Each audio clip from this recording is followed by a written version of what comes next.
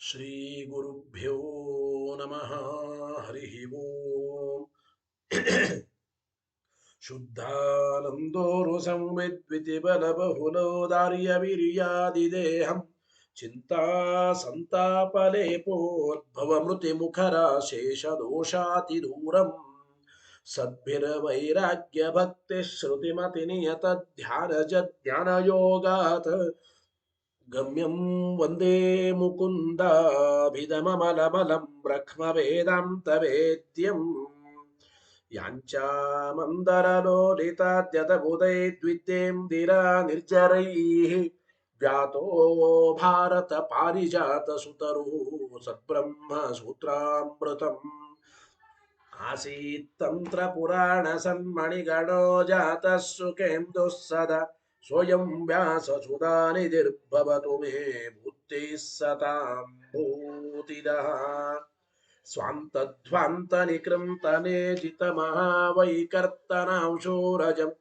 ನಿರ್ದೋಷ ಚಂದ್ರಚಂದ್ರಿಕಮಲಂ ತಾಪತ್ರಯೋನ್ಮೂಲನೆ ಗಾಂಭೀರ್ಯೇ ಜಿತ ಸಿಂಧುರಾಜಮಮಿತಂ ಭಾಷ್ಯಂ ಯದಾಸ್ಯಾಂಬುಜಾತ್ ಆವಿರ್ಭೂತ ಮಮಂ ದಬೋಧ ಭಗವತ್ಪಾದಾನ್ ಪ್ರಪದ್ಯೆ ತಥಾ ಶ್ರೀಮದ್ವಸಂಸೇವನ ಲಬ್ಧ ಶುದ್ಧ ವಿದ್ಯಾಸುಧಾಂಭೋ ನಿಧಯೋ ಬಲ ಕೃಪಾಲವಃ ಪಂಕಜನಾಭತೀರ್ಥಾಃ ಕೃಪಾಲವಸ್ಯಾಂ ಮಯಿ ನಿತ್ಯಮೇಷಾಂ ಶ್ರೀಮದ್ರಮಾರಮಣ ಸದ್ಗಿರಿಪಾದ ಸಂಗಿ ವ್ಯಾಖ್ಯಾನಿನಾದದಲಿತಾಖಿಲ ದುಷ್ಟದರ್ಪಂ ದುರ್ವಾದಿವಾರಣ ವಿದಾರಣ ದಕ್ಷ ದೀಕ್ಷಂ ಅಕ್ಷೋಭ್ಯ ತೀರ್ಥ ಮೃಗರಾಜಮಹಂ ನಮಾಮಿ ಅಥ ತತ್ಕೃಪಯಾ ಬ್ರಹ್ಮಸೂತ್ರ ಭಾಷ್ಯಂ ಯಥಾಮತಿ ವ್ಯಾಕುರ್ವೇ ಶ್ರೀಮದಾನಂದ ತೀರ್ಥಾರ್ಯ ಮುಖ ನಿಶ್ರುತಂ ಗಂಗಾ ಸಂಗೇನ ನೈರ್ಮಲ್ಯಂ ರತ್ಯಾದ್ಭಿರಲಭ್ಯತೆ ಯಥಾ ವಾಚೋ ವಿಶುದ್ಧಿ ಸಿದ್ಧ್ಯರ್ಥಂ ಸಂಗಮ್ಯಂತೆ ಗುರೋರ್ಗಿರಃ ಅಥ ಅವಿದ್ಯಾ ಪಟಲಪಿಹಿತನಯರೈಃ ಅನ್ಯೈಃ ಅನ್ಯಥಾ ವ್ಯಾಖ್ಯಾತಾನಿ ಬ್ರಹ್ಮಸೂತ್ರಾಣಿ ಯಥಾವದ್ವ್ಯಾಚಿಖ್ಯಾಸೋ ಭಗವಾನಾಚಾರ್ಯವರ್ಯಃ ಪಾರೀಪ್ಸಿತಭಾಷ್ಯಸ್ಯ ಕೈವಲ್ಯಾಬ್ಧ್ಯಖಿಲ ಫಲ ಸಾಧನತಾದಿ ಸಿದ್ಧ್ಯರ್ಥಂ ನಿರಂತರಾಯ ಪರಿಸಮಾಪ್ತ್ಯಾದ್ಯರ್ಥಂಚ ನಾರಾಯಣ ನಮಸ್ಕಾರಂ ಗ್ರಥಯತೆ ಗ್ರಂಥಾರಂಭಂಚ ಪ್ರತಿಜಾನೀತೆ ನಾರಾಯಣಮಿತಿ ನಾರಾಯಣಂ ಗುಣೈಃ ಸರ್ವೈಃ ಉದೀರ್ಣಂ ದೋಷವರ್ಜಿತಂ ಧ್ಯೇಯಂ ಗಮ್ಯಂ ಗುಣೋಶ್ಚಾಪಿ ನತ್ವಾ ಸೂತ್ರಾರ್ಥವುಚ್ಯತೆ ಓಮೋಮಥಾತೋ ಬ್ರಹ್ಮ ಜಿಜ್ಞಾಸಾ ಓಂ ಶ್ರುತಿ ಕ್ಷೀರಾಬ್ಧಿಮಾಮಥ್ಯ ಧೀಮಂದರಮಹೀಭೃತ ಪ್ರಾಪ್ತಾ ನ್ಯಾಯಸುಧಾಯೇನ ತಂ ಜಯೀಂದ್ರಮಹಂ ಭಜೆ ಬುಧೈರಪಿ ಸುದುರ್ಬೋಧೆ ಗ್ರಂಥೆ ಜನ್ಮಮ ಸಾಹಸಂ ತತ್ಪಾರಯಂತು ನಿಪುಣಾಃ ಗುರುಪಾದರಜಕ್ಕಣಾಃ ಲೌಕಿಕ ಫಲಂ ಲಕ್ಷಣಾಮೃತದೋಹಿನಿ ಗುರುವನುಗ್ರಹ ರೂಪಾಂತಾಂ ಕಾಮಧೇನುಮುಪಾಸ್ಮಯೇ ಮದ್ವೋಕ್ತಿರ್ದ್ವಿನದಿ ಜಯರ್ಯ ಶುಭವಾಕ್ಸೂರ್ಯಾತ್ಮಜ ಸಂಗಮೆ ವ್ಯಾಖ್ಯಾ ಸ್ನಾನಮಹೋ ವಿಧಾಯ ನೃಹರೆ ಪ್ರಾಪ್ಯ ಪ್ರಸಾದಂ ಪರಂ ಪ್ರಾಪುರುಜೆ ಕೃತಕೃತ್ಯತಾಂ ಗತಬಲ ವಿದ್ಯಾಧಿರಾಜಾದಯೋ ಯೋಗೀಶ ಕೃಪಯಂತು ತೇ ಜಯಮುನೇರ್ಭಾವಸ್ಯ ಬೋಧಾಯ ಮೇ ಶುಕೇನ ಶಾಂತ್ಯಾದಿಷು ವಾङ्मयेषु ವ್ಯಾಸೇನ ಧೈರ್ಯಂ ಬುಧಿನೋಪಮೇಯಂ ಮನೋಜಜಿತ್ಯ ಮನಸಾಂ ನಿಪತ್ಯ ರಘುತ್ತಮಾಖ್ಯಂ ಸ್ವಗುರುಂ ನಮಾಮಿ ತದಗ್ಧಂ ಯಸ್ಯ ಕೌಪೀನಂ ಅಗ್ನೋ ದತ್ತಮಪಿ ಸ್ಫುಟಂ ವೇದಂ ವ್ಯಾಸ ಗುರುಂ ನೌಮಿ ಶ್ರೀವೇದೇಶ ನಮಸ್ಕೃತಂ ಸತ್ಯನಾಥ ಗುರುಪಾತು ಯೋಧೀರೋ ನವಚಂದ್ರಿಕಾ ನವಾಮೃತ ಗದಾ ತೀರ್ಥ ತಾಂಡವಾನಿ ವ್ಯಚೀಕೃಪಥ ಆರೂಢ ಸಹಸಾ ಯತೀಂದ್ರ ಪದವೀಂ ಗತ್ವಾ ಚ ವಾರಾಣಸೀ ತತ್ರತ್ಯಾರ್ಗುಮತ ಪ್ರಚಾರ ನಿರತಾನದ್ವೈತ ದಿಗ್ಧಂತಿನಃ ಪ್ರೌಢಾರ್ಥೇ ವಚನೆ ಸುಯುಕ್ತಿ ಖಚಿತೈ ಸಂಬೀಷ ಜನ್ಮೋದಯನ್ ಸತ್ಯಧ್ಯಾನ ಸುಖೇ ಸರಿ ವಿಜಯತೆ ಪಾದಾಶಿತ ಶ್ರೀಪತೆ ಪ್ರಾವೋಚ ದ್ಯೋತಿಕಂ ನ್ಯಾಯ ಸುಧಾ ವಾಕ್ಯಾರ್ಥ ಚಂದ್ರಿಕಾ ಸತ್ಯ ಪ್ರಜ್ಞೆ ಗುರುರ್ದದ್ಯಾತ್ ಪ್ರಜ್ಞಾಂ ವೈದಾಂತಿಕಿಂ ಸದಾ ಬಂಧುಸ್ತ್ವಂ ಗುರುರಿಷ್ಟದೈವತಮಿತಿ ತ್ವತ್ಪಾದಪಂಕೇರುಹಂ ಪ್ರಾಪ್ತಂ ಮಾಂ ಪರಿಪಾಲಯೇತಿ ಸತತಂ ಯಾಚೇ ನಿಬದ್ಧಾಂಜಲಿ ಚಿತ್ತಂ ಮದ್ಗುಣದೋಷ ಚಿಂತನ ವಿದೋ ನೂನಂ ಮನಾಕ್ಮಾಕೃತಾ ಸತ್ಯಾಭಿಜ್ಞ ಗುರೋಸ್ತ್ವದಂಗ್ರಿಯುಗಲಂ ಹಿತ್ವಾ ನಮೇ ಸದ್ಗತಿ ಸತ್ಯಾಭಿಜ್ಞ ಕರಾಬ್ಜೋತ್ಥಾನ್ ಪಂಚಾಶತ್ ವರ್ಷ ಪೂಜಕಾನ್ ಸತ್ಯ ಪ್ರಮೋದ ತೀರ್ಥಾರ್ಯಾನ್ ನೌಮಿನ್ಯಾಯ ಸುಧಾರತಾನ್ ವೇದೇಶ ಮುನಿ ಸತ್ಪಾದ ಸೇವಾ ಸಂಪ್ರಾಪ್ತ ವೈಭವಾನ್ ಯಾದವಾರ್ಯಾನ್ ವರಸುಧಾ ಟೀಕಾಕಾರಾನ್ ವಯಂ ನುಮಃ ಪೃಥ್ವೀ ಮಂಡಲ ಮಧ್ಯಸ್ಥಾ ಪೂರ್ಣಬೋಧ ಮತಾನುಗಾ ವೈಷ್ಣವ ವಿಷ್ಣುಹೃದಯ ತಾನ್ನಮಸ್ಸೆ ಗುರುನ್ಮಮ ಆಪಾದಮೂಲಿ ಪರ್ಯಂತಂ ಗುರುಣಾಮಾಕೃತಿಂ ಸ್ಮರೇತ್ ತೇನ ವಿಗ್ರಹ ಪ್ರಣಶ್ಯಂತಿ ಸಿದ್ಧ್ಯಂತಿ ಚ ಮನೋರಥಾಃ ಶುಭಾಂ ಧ್ಯಾಯಂತಿ ಯೇ ಕಾಮಾನ್ ಗುರುದೇವಃ ಪ್ರಸಾದಜಾನ್ ಇತರಾನ್ ಆತ್ಮಪಾಪೋತ್ಥಾನ್ ತೇಷಾಂ ವಿದ್ಯಾ ಫಲಿಷ್ಯತಿ ಯೈರಹಂ ಶುಕವತ್ ಸಮ್ಯಕ್ ಶಿಕ್ಷಿತೋಸ್ಮಿ ಕೃಪಾಲುಭಿಃ ಶ್ರೀಮತ್ಸತ್ಯಾತ್ಮತೀರ್ಥಾರ್ಯಾನ್ ವಂದೇ ವಿದ್ಯಾ ಗುರೂನ್ ಮಮ ಶ್ರೀಮನ್ಯಾಯಸುಧಾಸಕ್ತಂ ನಾನಾರ್ಥ ಪ್ರತಿಪಾದಕಂ ಗುಣಗ್ರಾಹಿ ಶ್ರೇಷ್ಠಂ ಶ್ರೀ ಸತ್ಯಾತ್ಮ ಗುರುಂ ಭಜೆ ಸ್ವಸ್ತ್ಯಸ್ತು ಸತಾಮಖಿಲ ಸನ್ಮಂಗಲಾನಿ ಭವಂತು ಶ್ರೀ ಗುರುಭ್ಯೋ ನಮಃ ಹರಿ ಓಂ ಬ್ರಹ್ಮಸೂತ್ರ ಭಾಷ್ಯ ತತ್ವಪ್ರಕಾಶಿಕೆಯಲ್ಲಿ ಹೋದ ವಾರ ಪ್ರಥಮಾಧ್ಯಾಯ ಅದರಲ್ಲಿ ದ್ವಿತೀಯ ಪಾದ ಅನ್ಯತ್ರ ಪ್ರಸಿದ್ಧವಾದ ಲಿಂಗಾತ್ಮಕವಾದ ಶಬ್ದಗಳ ಸಮನ್ವಯದ ವಿಚಾರ ನಡೆಯುತ್ತಾ ಇದೆ. ದ್ವಿತೀಯ ಪಾದದಲ್ಲಿ ಮೊದಲನೇ ಅಧಿಕರಣ ಸರ್ವಗತತ್ವಾಧಿಕರಣ ಅಂತ. ಸರ್ವಗತತ್ವಾಧಿಕರಣದಲ್ಲಿ 3 ಸೂತ್ರಗಳ ವಿಚಾರ ಪಾಠ ಮುಗಿದಿದೆ. ಇವತ್ತು 4ನೇ ಸೂತ್ರದ ವಿಚಾರ ಆರಂಭವಾಗಬೇಕು. ಪೂರ್ವ ಪಕ್ಷ ಸರ್ವಗತರಾಗಿರ್ತಕ್ಕಂಥವರು ಸೂರ್ಯ ಅಥವಾ ಜೀವರು ಅಂತ ಪೂರ್ವ ಪಕ್ಷ ಬಂದರೆ ಸೂರ್ಯ ಜೀವರು ಸರ್ವಗತರಲ್ಲ ನಿರಾಕರಣೆ ಮಾಡಿದರು ಸಿದ್ಧಾಂತದಲ್ಲಿ. ಮತ್ತೆ ಇನ್ನೊಂದು ರೀತಿಯಾಗಿ ಇನ್ನೊಂದು ಯುಕ್ತಿಯಿಂದ ಜೀವ ಸರ್ವಗತನಾಗಲಾರ ಅಂತ ಹೇಳ್ತಾ ಇದ್ದಾರೆ ಮತ್ತೊಂದು ಯುಕ್ತಿಯಿಂದ. ನೋಡಿ 4ನೇ ಸೂತ್ರದ ವಿಚಾರ. ಯುಕ್ತ್ಯಂತರೇಣ ಜೀವಸ್ಯ ಅತ್ರ ಉಕ್ತ ಸರ್ವಗತತ್ವಂ ಪರಾಕುರ್ವತ್ ಸೂತ್ರಂ ಪಠಿತ್ವಾ ತದುಪಾತ್ತ ಶ್ರುತಿಮೇವ ಉದಾಹರತಿ ಕರ್ಮೇತಿ. ಏನರ್ಥ ಕನ್ನಡದಲ್ಲಿ ಅದಕ್ಕೆ?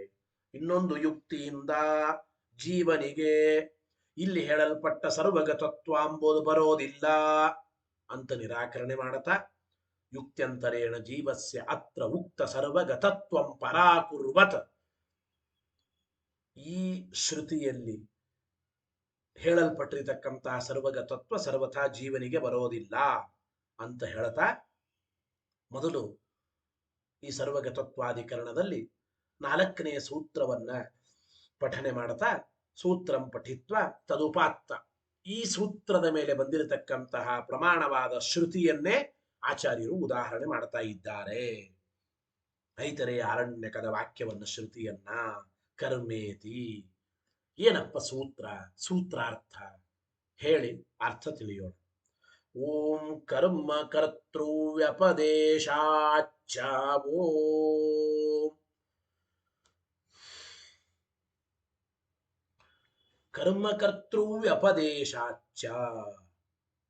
ಏನೇ ಸೂತ್ರಾರ್ಥ ನೋಡಿ. ಸರ್ವಗತನಾದ ವ್ಯಕ್ತಿ ಅಂದ್ರೆ ಆತ್ಮಾನಂ ಪರಸ್ಮೈ ಶಂಸತಿ ಅಂತ ಬರುತ್ತದೆ ಐತರೇಯ ಆರಣ್ಯಕದಲ್ಲಿ ವಾಕ್ಯ. ಆತ್ಮಾನಂ ಪರಸ್ಮೈ ಶಂಸತಿ. ಆತ್ಮಾನಂ ಅಂತ ಹೇಳಿ ಸರ್ವಗತನಾದ ವ್ಯಕ್ತಿಯಲ್ಲಿ ಕರ್ಮತ್ವವನ್ನ, ಜೀವನಲ್ಲಿ ಶಂಸತಿ ಎಂಬ ಶಬ್ದದಿಂದ ಕರ್ತೃತ್ವವನ್ನ ಹೇಳಿದ್ದಾರೆ. ಅಂದ್ರೆ ಪರಮಾತ್ಮನಿಗೆ ಕರ್ಮತ್ವ, ಜೀವನಿಗೆ ಕರ್ತೃತ್ವವನ್ನ ಹೇಳಿದ್ದಾರೆ. ಕರ್ಮ ಪರಮಾತ್ಮ, ಕರ್ತೃ ಜೀವ. ಜೀವ ಪರಮಾತ್ಮರು ಭಿನ್ನ ಭಿನ್ನರು ಅಂದ ಮೇಲೆ ಜೀವನಿಗೆ ಸರ್ವಥಾ ಸರ್ವಗತತ್ವ ಕೊಡೋದಿಲ್ಲ. ಗೊತ್ತಾಯಿತೋ ಇಲ್ಲ? ಜೀವನಿಗೆ ಸರ್ವಥಾ ಸರ್ವಗತತ್ವ ಎಂಬುದು ಕೂಡೋದಿಲ್ಲ. ಜೀವನಲ್ಲಿ ಶಂಸತಿ ಎಂಬುದರಿಂದ ಕರ್ತೃತ್ವ, ಆತ್ಮಾನಂ ಅಂತ ದ್ವಿತೀಯಾವಿಭಕ್ತಿ ಬಳಸಿದ್ದರಿಂದ ಪರಮಾತ್ಮನಿಗೆ ಆತ್ಮನಿಗೆ ಕರ್ಮತ್ವ ಹೇಳ್ತಾ ಇದ್ದಾರೆ. ಆತ್ಮಾನಂ ಪರಸ್ಮೈ ಶಂಸತಿ ಎಂಬ ಐತರೇಯ ಆರಣ್ಯಕದಲ್ಲಿ ವಾಕ್ಯದಲ್ಲಿ ಸೂತ್ರಾರ್ಥ ಏನು? ಕರ್ಮ ಕರ್ತೃ ವ್ಯಪದೇಶಾಚ್ಯವೋ. ಅಂದ್ರೆ ಕರ್ಮತ್ವವನ್ನ ಪರಮಾತ್ಮನಿಗೆ, ಕರ್ತೃತ್ವವನ್ನ ಜೀವನಿಗೆ ವ್ಯಪದೇಶಾಚ್ಚ ಹೇಳಿದ್ದರಿಂದ ಕರ್ಮ ಕರ್ತೃಗಳು ಭಿನ್ನ ಭಿನ್ನರು ಅಂದ ಮೇಲೆ ಈ ಜೀವ ಕರ್ತೃ ಮಾತ್ರ ಆಗಬಲ್ಲ, ಪರಮಾತ್ಮ ಕರ್ಮ. ಆದ್ದರಿಂದ ಈ ಜೀವ ಕರ್ತೃ ಮಾತ್ರ ಆಗಬಲ್ಲ, ಸರ್ವಗತನಲ್ಲ ಎಂಬ ವಿಚಾರವನ್ನು ತಿಳಿಸಿದ್ದಾರೆ ಆಚಾರ್ಯರ. ಆ ವಾಕ್ಯ ಅಷ್ಟೇ, ಇತ್ಯಾದಿ ಅಂತ. ಅಂದ್ರೆ ಈ ವಾಕ್ಯದಲ್ಲಿ ಕರ್ಮ ಕರ್ತೃತ್ವಗಳನ್ನ ಪ್ರತ್ಯೇಕವಾಗಿ ಕರ್ಮತ್ವ ಪರಮಾತ್ಮನಿಗೆ, ಕರ್ತೃತ್ವ ಜೀವನಿಗೆ ಹೇಳ್ತಾ ಇದ್ದಾರೆ. ಆದ್ದರಿಂದ ಜೀವ ಸರ್ವಕರ್ತೃ ಅಲ್ಲ, ಇದು ಸರ್ವಗತ ಅಲ್ಲ ಅಂತ ತಿಳಿಯಬೇಕು. ಆಚಾರ್ಯರ ವಾಕ್ಯ ಹೇಳಿ, ಆತ್ಮಾನಂ ಪರಸ್ಮೈ ಶಂಸತಿ. ಐತರೇಯ ಆರಣ್ಯಕದಲ್ಲಿ ನೋಡಿ, ಯಾರು? ಆತ್ಮಾನಂ ಅಂದ್ರೆ ಪರಮಾತ್ಮನನ್ನ, ಪರಸ್ಮೈ ಅಂದ್ರೆ ಇನ್ನೊಬ್ಬರಿಗೆ, ಅಂದ್ರೆ ಅಯೋಗ್ಯರಾದ ವ್ಯಕ್ತಿಗಳಿಗೆ ಶಂಸತಿ ಉಪದೇಶ ಮಾಡುತ್ತಾನೋ ಅವನಿಗೆ ವೇದಗಳು ಯಾವುದೇ ರೀತಿಯ ಫಲವನ್ನು ನೀಡೋದಿಲ್ಲ ಅಂತ ಹೇಳ್ತಾ ಇದ್ದಾರೆ. ಆತ್ಮಾನಂ ಈ ಪರಮಾತ್ಮನನ್ನ, ಪರಸ್ಮೈ ಅಂದ್ರೆ ಭಗವದ್ಭಕ್ತನಲ್ಲದ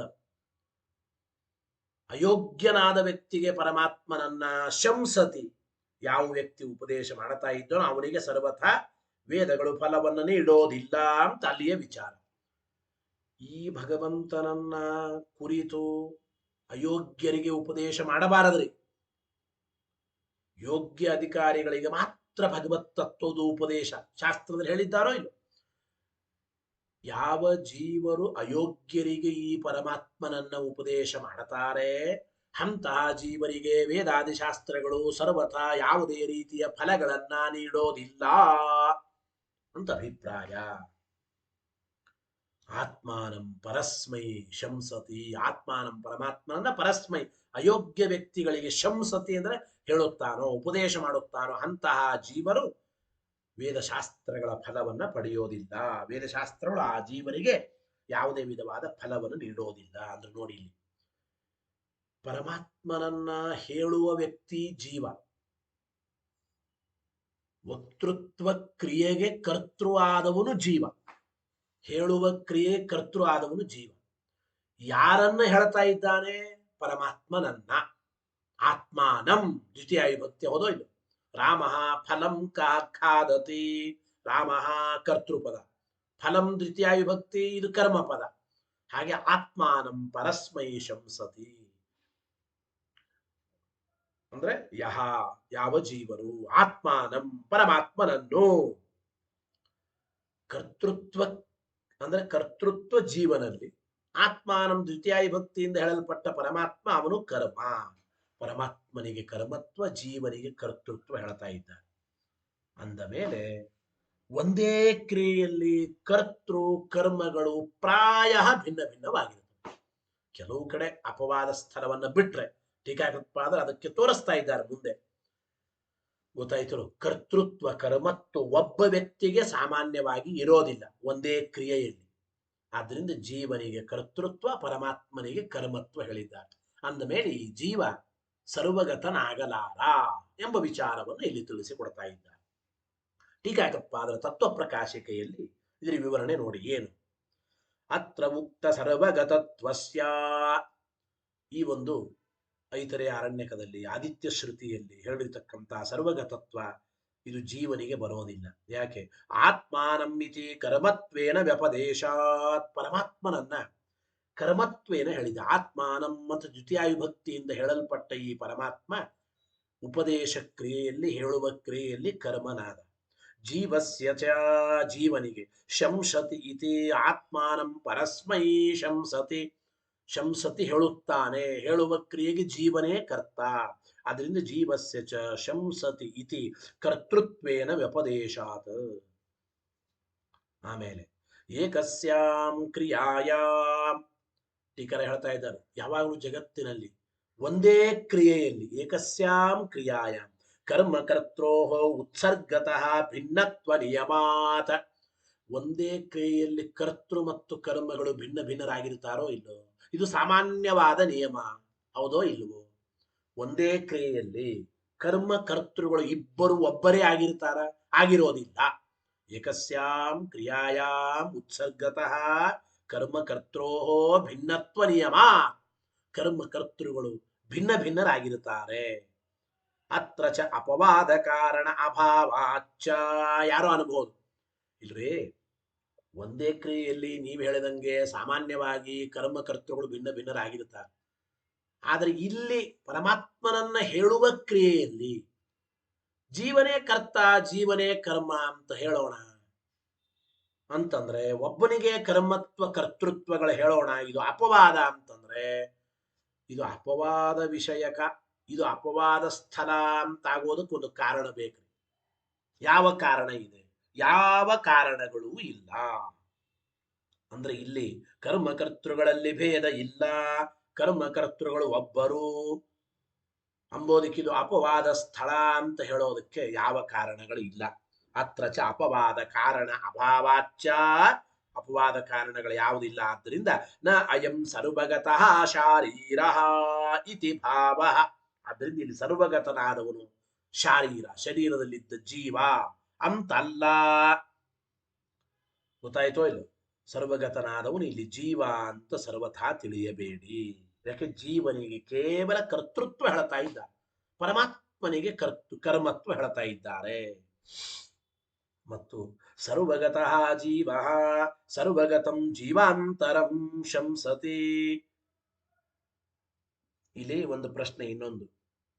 ನಚ ಏಕಃ ಸರ್ವಗತಃ ಜೀವ ಇತಿ ನಚ ಯೋಜ್ಯಂ. ಹಿಂಗ ಅನ್ವಯ ಮಾಡ್ಕೋಬೇಕು. ಯಾರಾದ್ರೂ ಹೀಗೆ ಅನ್ಬಹುದು. ಇಲ್ಲಿ ನೋಡಿ, ಒಬ್ಬನೇ ಅಂದ್ರೆ ಒಬ್ಬ ಸರ್ವಗತನಾದ ಜೀವ, ಏಕಃ ಸರ್ವಗತಃ ಜೀವ, ಒಬ್ಬ ಸರ್ವಗತನಾದ ಜೀವ ಇನ್ನೊಬ್ಬ ಸರ್ವಗತನಾದ ಜೀವನನ್ನ ಕುರಿತು ಹೇಳ್ತಾ ಇದ್ದಾನೆ ಅಂತ ಹಿಂಗೆ ಯಾಕೆ ವ್ಯಾಖ್ಯಾನ ಮಾಡಬಹುದು? ಮಾಡಬಾರದು. ಆತ್ಮಾನಂ ಪರಸ್ಮೈ ಶಂಸತಿ ಎಂಬ ಈ ಐತಿರೆಯ ಆರಣ್ಯಕದ ವಾಕ್ಯಕ್ಕೆ ಹೀಗೆ ಹೇಳಬಹುದಲ್ಲ ಅಂತ. ಒಬ್ಬ ಸರ್ವಗತನಾದ ಜೀವ ಇನ್ನೊಬ್ಬ ಸರ್ವಗತನಾದ ಜೀವನನ್ನು ಕುರಿತು ತಿಳಿಸಿಕೊಡ್ತಾನೆ, ಹೇಳ್ತಾನೆ, ಉಪದೇಶ ಮಾಡ್ತಾನೆ ಅಂತ ಯಾತಕ್ಕೆ ಅನ್ನಬಾರದು? ಅಂದ್ರೆ ಹಿಂಗೆ ಹೇಳಲಿಕ್ಕೆ ಬರಲ್ಲ ಅಂದ್ರು. ನಚ ಏಕಃ ಸರ್ವಗತಃ ಜೀವ ಸರ್ವಗತಂ ಜೀವಾಂತರಂ ಶಂಸತಿ. ಹಿಂಗೆ ಹೇಳ್ಬಾರ್ದು. ಯಾಕೆಂದ್ರೆ ಸರ್ವಗತ ತಜಾ ಸರ್ವಜೀವ ಅಗ್ರಹಣ ಪಾತಾತ್. ಹಾಗಾದ್ರೆ ನೋಡಿ, ಹೀಗಂದ್ರೆ ಈ ರೀತಿ ಹೇಳಲಿಕ್ಕೆ ಬರಲ್ಲ ಅಂತಂದ್ರು. ಯಾಕೆ ಅಂದ್ರೆ ಆಗ ಎಲ್ಲ ಜೀವರು ಸರ್ವಗತ ಎಂಬ ನಿಮ್ಮ ಪೂರ್ವ ಪಕ್ಷವನ್ನ ಕೈ ಬಿಟ್ಟಂತಾಗುತ್ತದೆ ಅಂತ ಹೇಳ್ತಾ ಇದ್ದ. ಎಲ್ಲ ಜೀವರು ಸರ್ವಗತ ಎಂಬ ವಿಚಾರವನ್ನ ಕೈ ಬಿಟ್ಟಂತಾಗುತ್ತದೆ. ಸರ್ವಗತತಯ ಸರ್ವಜೀವ ಅಗ್ರಹಣಾಪಾತ. ಸರ್ವಜೀವರೂ ಸರ್ವಗತರು ನಿಮ್ಮ ಸಿದ್ಧಾಂತ ಇದೆ, ಇದನ್ನ ಕೈ ಬಿಡಬೇಕಾಗುತ್ತೆ. ಯಾಕೆ ಅಂದ್ರೆ ಸರ್ವಗತನಾದ ಒಬ್ಬ ಜೀವ ಸರ್ವಗತನಾದ ಇನ್ನೊಬ್ಬ ಜೀವನನ್ನ ಹೇಳ್ತಾ ಇದ್ದಾನೆ, ಇನ್ನೊಬ್ಬ ಜೀವನ ಬಗ್ಗೆ. ಮೂರನೇ ಜೀವನಿಗೆ ಅಂತ ಇಟ್ಕೊಳ್ಳಿ. ಮೂರನೇ ವ್ಯಕ್ತಿಗಳಿಗೆ ಸರ್ವಗತನಾದ ಒಬ್ಬ ಜೀವ, ಈ ಎರಡನೇ ಜೀವ ಇವನು ಸರ್ವಗತ ಅಂತ ಹೇಳ್ಬೇಕು ಮೂರನೇ ವ್ಯಕ್ತಿ. ಇದರಿಂದ ಏನಾಯ್ತು ಅಂದ್ರೆ ಎಲ್ಲ ಜೀವರು ಸರ್ವಗತರು ಎಂಬ ನಿಮ್ಮ ಪಕ್ಷ, ನಿಮ್ಮ ಪೂರ್ವ ಪಕ್ಷವನ್ನ ಕೈ ಬಿಟ್ಟಂತಾಗುತ್ತದೆ. ಆದ್ದರಿಂದ ಹೇಳಲಿಕ್ಕೆ ಬರೋದಿಲ್ಲ ಎಂಬ ಮಾತನ್ನು ಹೇಳ್ತಾ ಇದ್ದಾರೆ. ಆದ್ರಿಂದ ಅದು ಸರಿಯಾಗೋದಿಲ್ಲ ಅಂತ ಅಭಿಪ್ರಾಯ. ತಥಾ ಅದೇ ರೀತಿ ಪ್ರತೀತ್ಯಭಾವೇನ ಕ್ಲಿಷ್ಟ ಕಲ್ಪನತ್ವಾಚ್ಚ ಇನ್ನೊಂದು ಮಾತು ಹೇಳ್ತಾ ಇದ್ದಾರೆ. ಏತಸ್ಯಾಮಂಬಲಿ ಇಲ್ಲಿ ಸರ್ವಗತ ಅಂತ ಹೇಳಲ್ಪಟ್ಟ ವ್ಯಕ್ತಿ ಆತ್ಮಾನಂ ಎಂಬ ಪದದಿಂದ ಕರ್ಮನಾಗಿ ಹೇಳಲ್ಪಟ್ಟಿದ್ದಾನೆ. ಏತಸ್ಯಾಂ ಈ ಕ್ರಿಯೆಯಲ್ಲಿ ಆತ್ಮಾನಂ ದ್ವಿತೀಯ ವಿಭಕ್ತಿಯಿಂದ ಹೇಳಲ್ಪಟ್ಟ ಪರಮಾತ್ಮ ಇವನು ಕರ್ಮತ್ವೇನ ಹೇಳಲ್ಪಟ್ಟಿದ್ದಾನೆ. ಆದ್ದರಿಂದ ಕರ್ತೃವಾದ ಜೀವ ಸರ್ವಗತನಾಗಲಾರ. ಕರ್ಮನಾದ ಪರಮಾತ್ಮನೇ ಸರ್ವಗತ ಹೊರತು ಪರಮಾತ್ಮನನ್ನ ಹೇಳುವ ಜೀವ ಇವನು ಕರ್ತೃ ಸರ್ವಗತನಾಗಲಾರ. ಆದ್ದರಿಂದ ಜೀವ ಸರ್ವಗತ ಎಂಬ ಪ್ರತೀತಿ ಇಲ್ಲಿ ಸರ್ವಥಾ ಬರೋದೇ ಇಲ್ಲ. ತಥಾ ಪ್ರತೀತ್ಯಭಾವೇನ ಕ್ಲಿಷ್ಟ ಕಲ್ಪನತ್ವಾಚ್ಚ ಗೊತ್ತಾಯಿತೋ ಇಲ್ಲ? ಅಂದ್ರೆ ಕರ್ತೃ ಭಿನ್ನವಾದ ವ್ಯಕ್ತಿನೇ ಕರ್ಮ. ಗೊತ್ತಾಯಿತೋ ಇಲ್ಲ?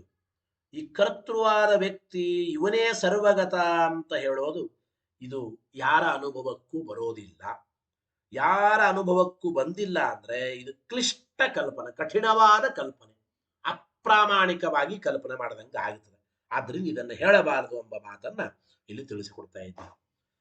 ಜೊತೆಗೆ ಆದಿಪದೇನ ಆತ್ಮಾನಂ ವೇದ ಇತ್ಯಸ್ಯ ಗ್ರಹಣಂ, ಇಲ್ಲಿ ಕರ್ಮಕರ್ತೃವ್ಯಪದೇಶಾಚ್ಚ ಸೂತ್ರ ಆತ್ಮಾನಂ ಪರಸ್ಮೈ ಶಂಸತಿ ಅಂತ ಆಚಾರ್ಯರ ಭಾಷ್ಯದಲ್ಲಿ ಹೇಳುವಾಗ ಐತರೇಯರಣ್ಯಕದ ವಾಕ್ಯ ಕೊಟ್ಟು ಇತ್ಯಾದಿ ಅಂತ ಹೇಳಿದ್ದಾರೆ. ಇತ್ಯಾದಿ ಇತ್ಯಾದಿ ಎಂಬಲ್ಲಿ ಹೇಳಲ್ಪಟ್ಟಿರ್ತಕ್ಕಂಥ ಆದಿ ಶಬ್ದದಿಂದ ನಾವೇನು ಸ್ವೀಕಾರ ಮಾಡಬೇಕು ಅಂದರೆ ಆದಿಪದದಿಂದ ಆತ್ಮಾನಂ ವೇದ ಎಂಬ ವಾಕ್ಯವನ್ನು ಇಟ್ಟುಕೊಳ್ಳಬೇಕು.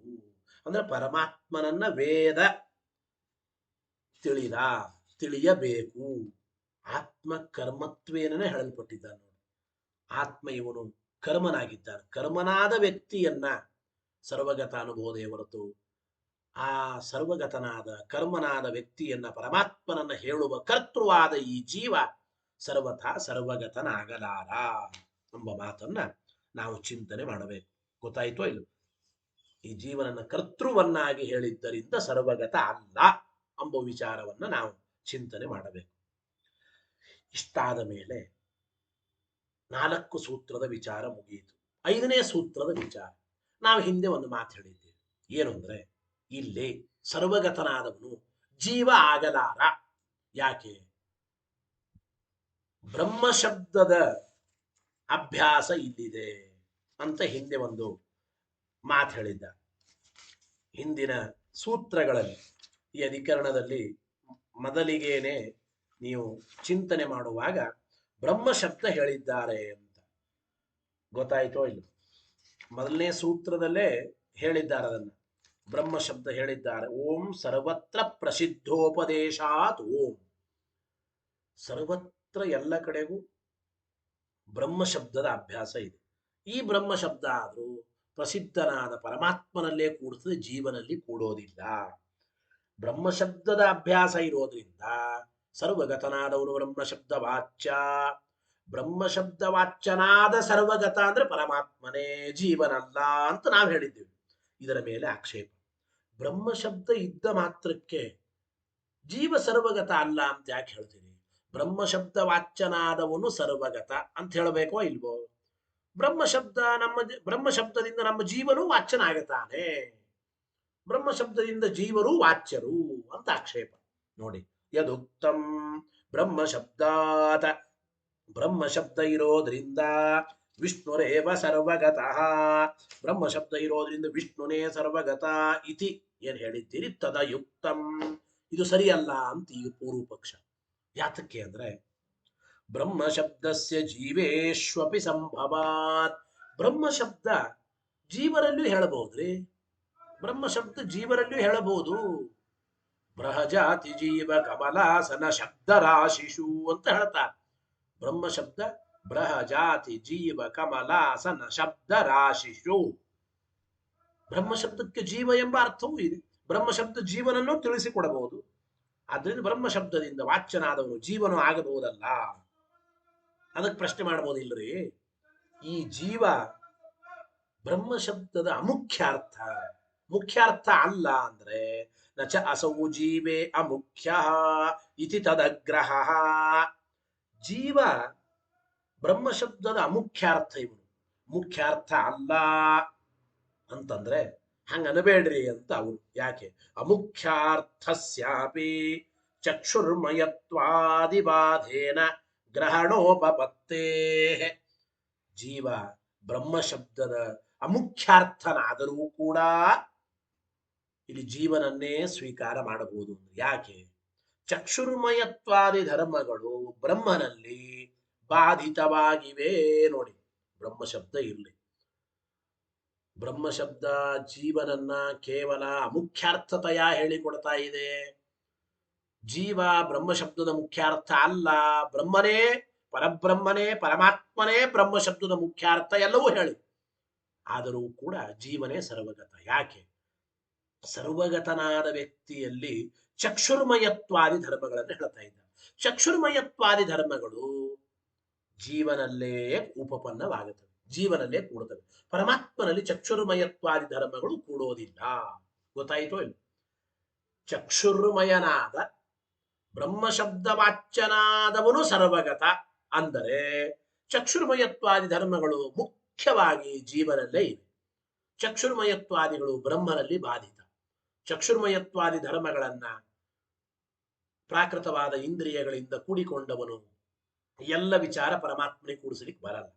ಚಕ್ಷುರ್ಮಯತ್ವಾದಿಗಳು ಪರಮಾತ್ಮನಲ್ಲಿ ಬಾಧಿತವಾದ್ದರಿಂದ ಚಕ್ಷುರ್ಮಯನಾದ ಬ್ರಹ್ಮ ಅಂದ್ರೆ ಅವನು ಜೀವನೇ ಅಂತ ಹೇಳ್ತಾರೆ. ಚಕ್ಷುರ್ಮಯತ್ವಾದಿ ಬಾಧೇನ, ಚಕ್ಷುರ್ಮಯತ್ವಾದಿ ಧರ್ಮಗಳು ಪರಮಾತ್ಮನಲ್ಲಿ ಬಾಧಿತವಾಗುತ್ತವೆ, ಹೇಳಲಿಕ್ಕೆ ಬರಲ್ಲ. ಆದ್ರಿಂದ ಬ್ರಹ್ಮ ಶಬ್ದದಿಂದ ಜೀವ ಮುಖ್ಯಾರ್ಥತೆಯ ಹೇಳಲ್ಪಟ್ಟರು. ಸರ್ವಗತ ಅಂದ್ರೆ ಚಕ್ಷುರ್ಮಯನಾದ ಬ್ರಹ್ಮ ಸರ್ವಗತ ಅಂದ್ರೆ ಅಲ್ಲಿ ಜೀವನನ್ನೇ ತಗೋಬೇಕು. ಜೊತೆಗೆ ಇನ್ನೊಂದು ಮಾತು ನಾವು ಹೇಳ್ಬೋದಿಲ್ಲ, ಈ ಜೀವ ಸರ್ವಗತ ಆಗಲಾರರು. ಯಾಕೆ? ಅಶ್ರುತತ್ವಾದಿ ಗುಣಗಳನ್ನ ಹೇಳಿದ್ದಾರೆ. ಅಶ್ರುತ, ಅಮತ, ಅಗತ ಇವೆಲ್ಲ ಹೇಳಿದ್ದಾರೆ. ಅಶ್ರುತತ್ವಾದಿ ಗುಣಗಳು ಪರಮಾತ್ಮನಿಗೆ ಮಾತ್ರ ಕೂಡುತ್ತವೆ, ಜೀವನಿಗೆ ಕೂಡೋದಿಲ್ಲ. ಅಶ್ರುತತ್ವಾದಿ ಅಂದ್ರೆ ಸಾಕಲ್ಲೇನ ಶ್ರುತನಲ್ಲ, ಸಾಕಲ್ಲೇನ ತಿಳಿಯಲ್ಪಡಲ್ಲ, ಇವೆಲ್ಲ ಧರ್ಮಗಳನ್ನು ಹೇಳಿದ್ದಾರೆ. ಈ ಅಶ್ರುತತ್ವಾದಿ ಗುಣಗಳು ಜೀವನಲ್ಲಿ ಹೇಳಲಿಕ್ಕೆ ಬರೋದಿಲ್ಲ ಅಂತಂದ್ರೆ ಆದ್ದರಿಂದ ಅವನು ಸರ್ವಗತ ಅಲ್ಲ. ಸರ್ವಗತನಾದವನು ಅಶ್ರುತತ್ವಾದಿ ಗುಣಗಳುಳ್ಳವನು. ಅಶ್ರುತತ್ವಾದಿ ಗುಣಗಳು ಉಳ್ಳ ಸರ್ವಗತ ಅಂದ್ರೆ ಪರಮಾತ್ಮನೇ ಅಂತ ನೀವಂದ್ರಿ. ಅಶ್ರುತತ್ವಾದಿ ಗುಣಗಳು ಜೀವನಲ್ಲಿ ಕೂಡೋದಿಲ್ಲ, ಆದ್ರಿಂದ ಜೀವ ಸರ್ವಗತ ಅಲ್ಲ, ಹಂಗನಬೇಡ್ರಿ. ಪೂರ್ವ ಪಕ್ಷ ಏನು? ನಚ ಅಶ್ರುತತ್ವಾದಿ ಗುಣ ಅನುಪಪತ್ತಿ. ಅಶ್ರುತತ್ವಾದಿ ಗುಣಗಳು ಜೀವನಲ್ಲಿ ಅನುಪಪನ್ನ ಅಂತ ಅನಬೇಡಿ. ಯಾಕೆ? ಶ್ರುತ್ವಾಪೇನಂ ವೇದನ ಚೈವ ಕಶ್ಚಿತ ಇಚಿ ಜೀವಸ್ಯಾಪಿ ಅಶ್ರುತತ್ವಾದಿ ಸ್ಮರಣಾತ್. ಭಗವದ್ಗೀತೆಯ ವಾಕ್ಯದಲ್ಲಿ ಜೀವನಿಗೂ ಕೂಡ ಅಶ್ರುತತ್ವಾದಿ ಗುಣಗಳನ್ನು ಹೇಳಿದ್ದಾರೆ. ಶ್ರುತ್ವಾಪೇನಂ ವೇದನ ಚೈವ ಕಶ್ಚಿತ, ಈ ರೀತಿಯಾದ ಭಗವದ್ಗೀತಾ ವಾಕ್ಯದಲ್ಲಿ ಜೀವನಿಗೂ ಕೂಡ ಅಶ್ರುತತ್ವಾದಿ ಗುಣಗಳನ್ನು ಹೇಳಿದ್ದಾರೆ. ಅಶ್ರುತತ್ವಾದಿ ಗುಣಗಳುಳ್ಳವನು ಸರ್ವಗತ ತಾನೆ, ಜೀವನು ಅಶ್ರುತತ್ವಾದಿ ಗುಣಗಳುಳ್ಳವನು, ಗೀತೆಯಲ್ಲೇ ಹೇಳಿದ್ದಾರೆ. ಅದಕ್ಕೆ ನಾವಂದ್ವಿ ನಚ ಅನುಪಪತ್ತೇ ಇತ್ಯುಕ್ತ ದೋಷ. ಓಂ ಅನುಪಪತ್ತೇಸ್ತನ ಶಾರೀರ ಓಂ ಹಿಂದೆ ಒಂದು ಸೂತ್ರ ಬಂತು. ಈ ಸೂತ್ರದಲ್ಲಿ ಹೇಳಲ್ಪಟ್ಟ ಒಂದು ದೋಷ. ಏನು ದೋಷ ಅಂದ್ರೆ, ಒಂದು ವೇಳೆ ಜೀವ ಸರ್ವಗತ ಅಂದುಬಿಟ್ರೆ ಆ ಎಲ್ಲ ಶರೀರಗಳಿಗಾಗುವ ಸುಖ ದುಃಖಗಳು ಎಲ್ಲಾ ಜೀವರಿಗಾಗಬೇಕಾಗುತ್ತದೆ. ಸರ್ವ ಶರೀರಗತವಾದ ಸುಖ ದುಃಖಾದಿಗಳ ಪ್ರಾಪ್ತಿ ಒಬ್ಬ ಜೀವನಿಗೆ ಬರಬೇಕಾಗುತ್ತೆ. ಈ ಜೀವನ ಸುಖ ದುಃಖಾದಿಗಳು ಇನ್ನೊಬ್ಬ ಜೀವ, ಒಟ್ಟು ಎಲ್ಲಾ ಜೀವರಿಗೂ ಎಲ್ಲ ಜೀವರ ಸುಖ ದುಃಖಾದಿಗಳ ಪ್ರಾಪ್ತಿ ಈ ಅನುಪಪತ್ತಿ ಇದೆ. ಜೀವ ಎಲ್ಲ ಕಡೆಗೂ ಇರುತ್ತಾರೆ ಅಂದ್ರೆ ಸರ್ವ ಶರೀರದಲ್ಲಿಯೂ ಜೀವ ಇದ್ದಂಗಾಯ್ತು. ಸರ್ವ ಶರೀರದಲ್ಲಿಯೂ ಜೀವ ಇದ್ದ ಮೇಲೆ, ಸರ್ವ ಶರೀರಗಳಲ್ಲಿಯೂ ಜೀವ ಇದ್ದ ಮೇಲೆ ಸರ್ವ ಶರೀರಗತ ಸುಖ ದುಃಖಾದಿಗಳ ಪ್ರಾಪ್ತಿ ಜೀವರಿಗೆ ಬರುತ್ತದೆ. ಆದರೆ ಪ್ರತಿಯೊಬ್ಬ ಜೀವನಿಗೂ ಪ್ರತ್ಯೇಕವಾಗಿ ಸರ್ವ ಶರೀರಗತ ಸುಖ ದುಃಖಾದಿಗಳ ಪ್ರಾಪ್ತಿ ಇಲ್ಲ. ಅಂದ ಮೇಲೆ ಈ ಜೀವ ಸರ್ವಗತ ಅಲ್ಲ. ಸರ್ವಗತ ಅಂದ್ರೆ ಸರ್ವ ಶರೀರಗತ ಸುಖ ದುಃಖಾದಿಗಳ ಪ್ರಾಪ್ತಿ ಆಗಬೇಕಾಗುತ್ತದೆ ಅಂತ ದೋಷ ಬರುತ್ತದೆ ಅಂದ್ರೆ ಅನುಪಪತ್ತೇಸ್ತುನ ಶಾರೀರ ಓಂ ಈ ಸೂತ್ರದಲ್ಲಿ ಹೇಳಿದ ಈ ದೋಷ ಬರೋದಿಲ್ಲ. ಯಾಕೆ? ವಿಷ್ಣುವಪಿ ತಸ್ಯ ಸಾಮ್ಯಾತ್, ವಿಷ್ಣುವಿಗೂ ಅದು ಸಮಾನ. ಪೂರ್ವ ಪಕ್ಷಿಗಳು ಅಂತ ಇದ್ದ ವಿಷ್ಣುವಿಗೂ ಅದು ಸಮಾನ್ರೆ. ಯಾತಕ್ಕೆ ಅಂದ್ರೆ ವಿಷ್ಣು ಸರ್ವಗತ ಅಂದ್ರೆ ನೀವು ವಿಷ್ಣು ಸರ್ವಗತ ಅಂದ ಮೇಲೆ ಸರ್ವ ಶರೀರಗಳಲ್ಲಿರುವ ಸುಖ ದುಃಖಾದಿಗಳ ಭೋಗ ಪ್ರಾಪ್ತಿ ವಿಷ್ಣುವಿಗೂ ಬರಬೇಕು ಅಂತಾಯಿತು. ವಿಷ್ಣುವಿಗೂ ದೋಷ ಬರುತ್ತದೆ. ಹಾಗಾದ್ರೆ ಜೀವ ಸರ್ವಗತ ಅಂದ್ರೆ ಸರ್ವ ಶರೀರಗತ ಸುಖ ದುಃಖಾದಿಗಳ ಪ್ರಾಪ್ತಿ ಜೀವನಿಗೆ ಬರಬೇಕಾಗುತ್ತದೆ. ಅಂದ್ರೆ ವಿಷ್ಣು ಸರ್ವಗತ ಅಂದ್ರು ವಿಷ್ಣುವಿಗೂ ಸರ್ವ ಶರೀರಗತ ಸುಖ ದುಃಖಾದಿಗಳ ಪ್ರಾಪ್ತಿ ಬರಬೇಕಾಗುತ್ತದೆ. ಏನ್ ಮಾಡ್ತೀವಿ? ಅದು ವಿಷ್ಣುವಿಗೂ ಸಮಾನ. ಅದಕ್ಕಂದ್ರು ನಚ ಕರ್ಮ ಕರ್ತೃವ್ಯಪದೇಶಾಚ ಇತ್ಯಭಿಹಿತ ದೋಷ ಪ್ರಾಪ್ತಿ. ಅದಕ್ಕೆ ಇಲ್ಲಪ್ಪ, ಹಿಂದಿನ ಸೂತ್ರದಲ್ಲಿ ನಾವು ಹೇಳಿದ್ದೀವಲ್ಲ ಇನ್ನೊಂದು ಮಾತು, ಪರಮಾತ್ಮನನ್ನ ಕರ್ಮ ಅಂತ ಹೇಳಿದ್ದಾರೆ, ಜೀವನನ ಕರ್ತೃ ಅಂತ ಹೇಳಿದ್ದಾರೆ. ಶಂಸನ ಕ್ರಿಯೆಯಲ್ಲಿ, ಹೇಳುವ ಕ್ರಿಯೆಯಲ್ಲಿ ಜೀವ ಕರ್ತೃ ಆದ್ದರಿಂದ ಅವನು ಸರ್ವಗತನಾಗಲಾರ ಅಂತ ದೋಷ ಹೇಳಿದ್ದೇವಲ್ಲ. ಅಂದ್ರೆ ಇತ್ಯಭಿಹಿತ ದೋಷ ಪ್ರಾಪ್ತಿ ನಚ, ಇದು ಬರೋದಿಲ್ಲ. ಯಾಕೆ?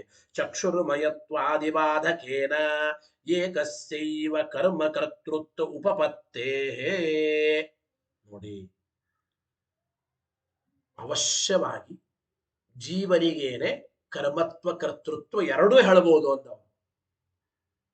ಜೀವನಿಗೆ ಕರ್ತೃತ್ವ ಇದೆ, ಆದ್ದರಿಂದ ಜೀವ ಅಂದ್ರೆ ಶಂಸನ ಕ್ರಿಯೆಯಲ್ಲಿ ಜೀವ ಕರ್ತೃವಾಗಿದ್ದಾನೆ, ಆದ್ದರಿಂದ ಅವನು ಸರ್ವಗತ ಅಲ್ಲ ಅನ್ನಬೇಡ್ರಿ. ಜೀವ ಕರ್ತೃ ಮಾತ್ರ ಅಲ್ಲ, ಅವನೇ ಕರ್ಮ ಅಂತ ಹೇಳ್ಬೋದು. ಒಂದೇ ಕ್ರಿಯೆಯಲ್ಲಿ ಜೀವನಿಗೆ ಕರ್ತೃತ್ವ ಕರ್ಮತ್ವ ಎರಡೂ ಹೇಳಿ ಚಕ್ಷುರ್ಮಯತ್ವಾದಿ ಧರ್ಮಗಳನ್ನು ಹೇಳಿದ್ದಾರೆ. ಚಕ್ಷುರ್ಮಯನಾದ ವ್ಯಕ್ತಿ ಸರ್ವಗತ. ಈ ಚಕ್ಷುರ್ಮಯತ್ವ ವಿಷ್ಣುವಿನಲ್ಲಿ ಸರ್ವಥಾ ಕೂಡೋದಿಲ್ಲ. ಈ ಧರ್ಮಗಳು ಚಕ್ಷುರ್ಮಯತ್ವಾದಿ ಧರ್ಮಗಳು ಜೀವನ ಅಸಾಧಾರಣ ಧರ್ಮಗಳು. ಚಕ್ಷುರ್ಮಯನಾದ ಸರ್ವಗತ ಅಂದ್ರೆ ಜೀವನೇ ಆಗತಾನೆ. ಚಕ್ಷುರ್ಮಯತ್ವ ವಿಷ್ಣುವಿನಲ್ಲಿ ಬಾಧಿತ ಅಂದ ಮೇಲೆ ಒಬ್ಬನೇ ಜೀವನಿಗೆ ಕರ್ತೃತ್ವ ಕರ್ಮತ್ವ ಎರಡನ್ನೂ ಕೂಡಿಸಬಹುದು. ಅಂದ ಮೇಲೆ ಜೀವನೇ ಸರ್ವಗತ ಅಂತ ಮತ್ತೆ ಶಂಕೆ ಬಂದರೆ ಇತ್ಯಾಶಂಕಾಂ ಪರಿಹರತ್, ಈ ಶಂಕೆಯನ್ನು ಪರಿಹಾರ ಮಾಡುವವರಾಗಿ ಸೂತ್ರಮುಪನ್ಯಸ್ಯ, 5ನೇ ಸೂತ್ರವನ್ನು ಉಪನ್ಯಾಸ ಮಾಡಿ ತದುಪಾತ್ತ ಶ್ರುತಿಮೇವ ಉದಾಹರತಿ, ಆ ಒಂದು ಸೂತ್ರದ ಮೇಲೆ ಬಂದ ಶ್ರುತಿಯನ್ನೇ ಆಚಾರ್ಯರು ಉದಾಹರಣೆ ಮಾಡುತ್ತಾರೆ.